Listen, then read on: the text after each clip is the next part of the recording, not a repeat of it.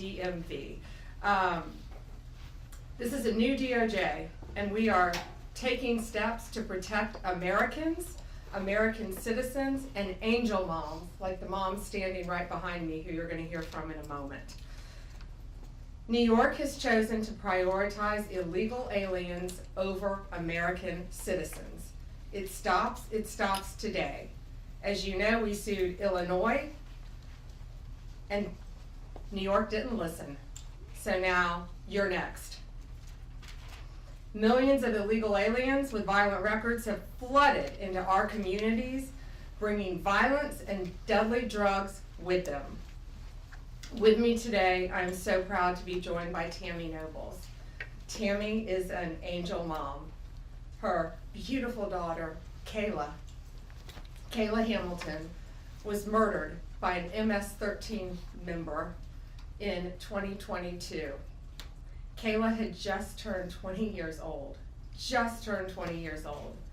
and she was raped and murdered by someone who should not have been in our country.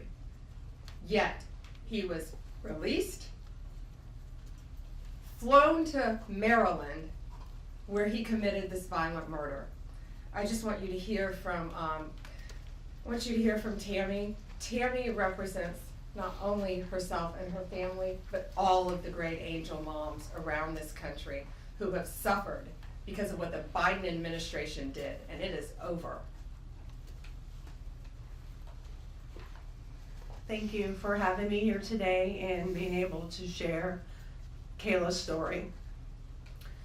Her murderer was able to come across the border knowing that he was flagged as an MS-13 gang member, and he had a criminal record in 2020 in El Salvador for illicit gang activity.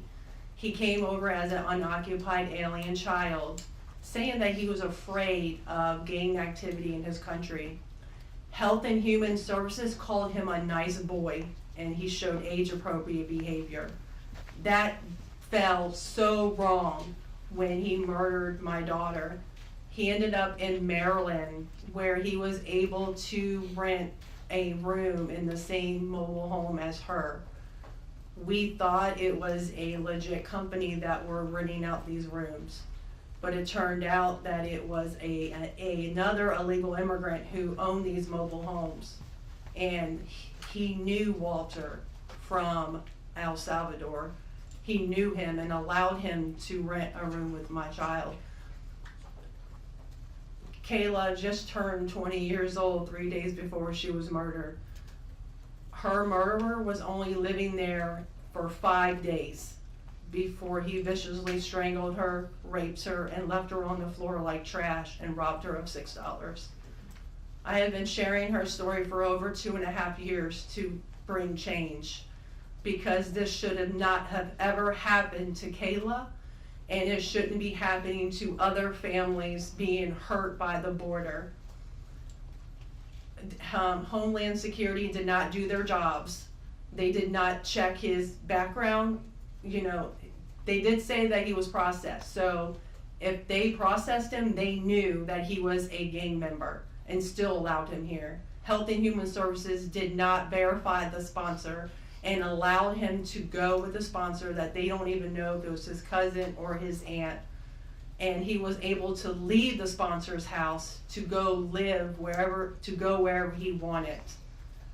And I am going to continue sharing Kayla's story to help save others and to bring awareness of what was happening under the Biden-Harris administration. And I'm so thankful for Pam having me here today, and I'm so thankful for the opportunities I got from Trump and any other platform, people who allowed me to share her story, because this is going to end.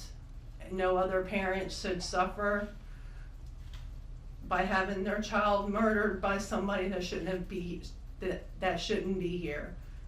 And I'm gonna continue, sharing it, and for Kayla, and also for others. Thank you. And it's my understanding that he also admitted to other murders, correct? Multiple murders. He wrote a letter and he was intercepted in jail, that he committed 4 murders and 2 rapes. And that's who we were letting walk into our country. And that's why President Trump has directed this to stop. And if you don't comply with federal law, we will hold you accountable. We did it to Illinois, strike 1. Strike 2 is New York. And if you are a state not complying with federal law, you're next, get ready.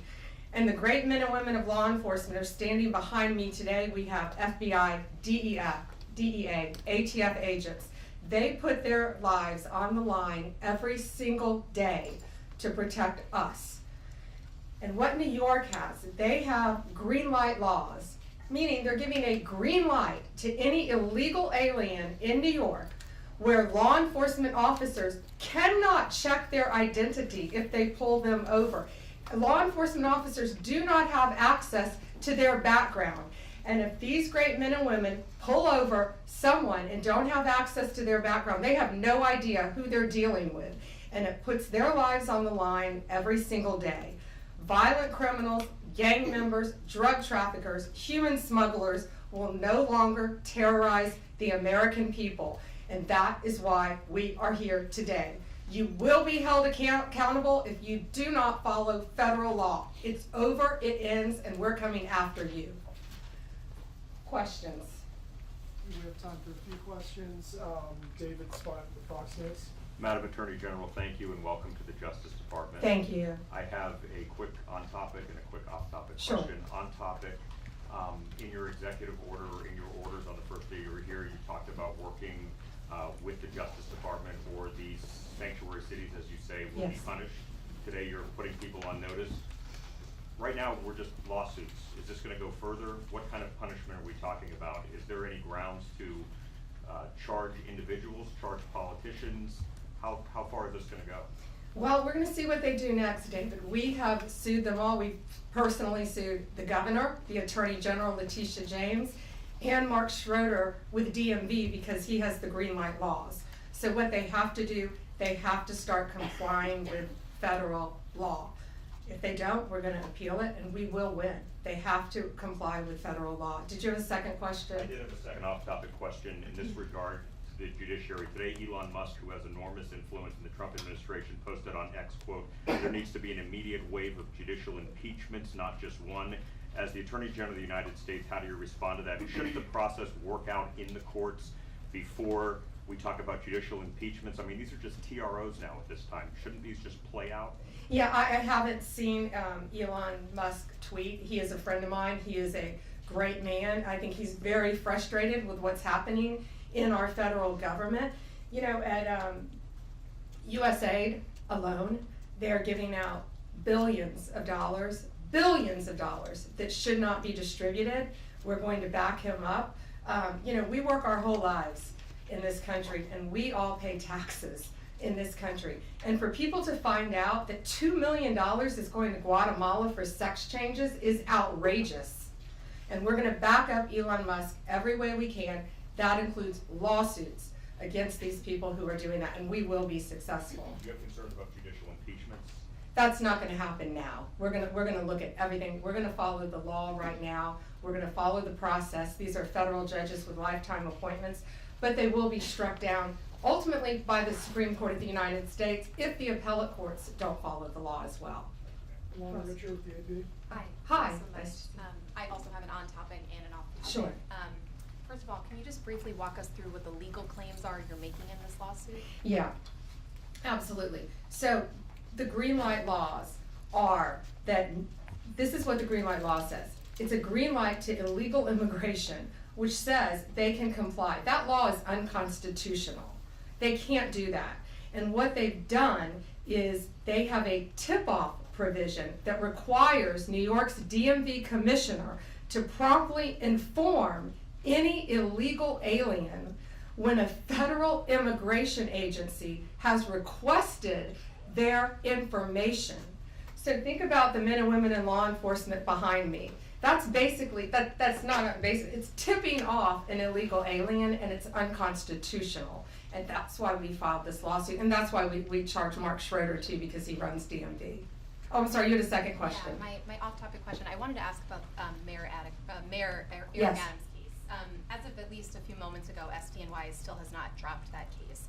Have you or other DOJ leadership spoken to the acting U.S. Attorney in SDNY since the memo was sent earlier this week?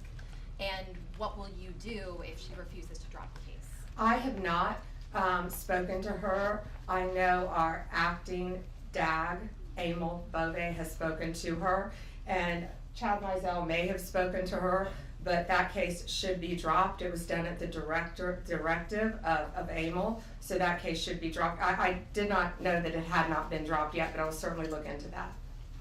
Reagan, Daily Caller. Hi, Thank how are you?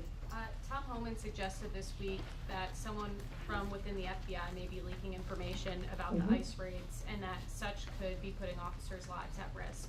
Has the DOJ gotten any closer to determining if these leaks are coming from within the FBI?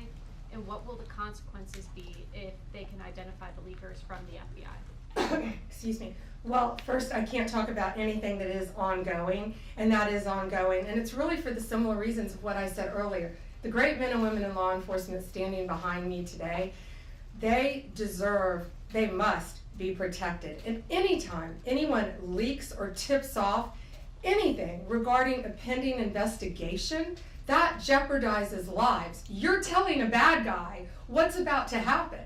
It could jeopardize the lives of all the men and women in law enforcement. We will not stand for it. We will find you. We're going to investigate it, no matter what agency it came from. We don't know for certain. We have an open investigation, so I can't talk about it in detail, but we will do everything in our power to hold you accountable, and it is a crime, and you will be prosecuted when we find you. I got time for one more. Alana Austin, Newsmax. Hi, Madam Hi, Alana. Attorney General. Thank you so much for your time. I was also interested in hearing specifically what the interactions have been like with Mayor Adams. And I know he has a little bit of a different tone than some of the other Democrats out of the Empire State. And then also Denver Mayor Mike Johnston, because before the President Trump went back into office, he had issued some words about a potential standoff and then walked that back. So I was curious to see what things have been like out of New York City and Denver officials. Yeah, well, we're hoping that in New York, Mayor Adams is going to cooperate with us with the sanctuary cities and the illegal aliens. And has the mayor in Colorado been cooperating? Do we know? I believe he might have now. Yeah, I believe Colorado is now cooperating. That's what we want. We don't want to sue you. We don't want to prosecute people. We want people to comply with the law. This is very simple. An MS-13 member murdered her daughter. That's happening throughout this country. We have one angel mom is too many. And we have angel moms throughout this country who should not be going through this. Comply with the law. This is the last thing we want to be doing. We want to be out there, all of us, fighting violent crime. Yet we're fighting illegal aliens, and that ends, and it's going to end today. All right, that's all we have time for, guys. Thank you. Thank you. Thank you all. Thank you.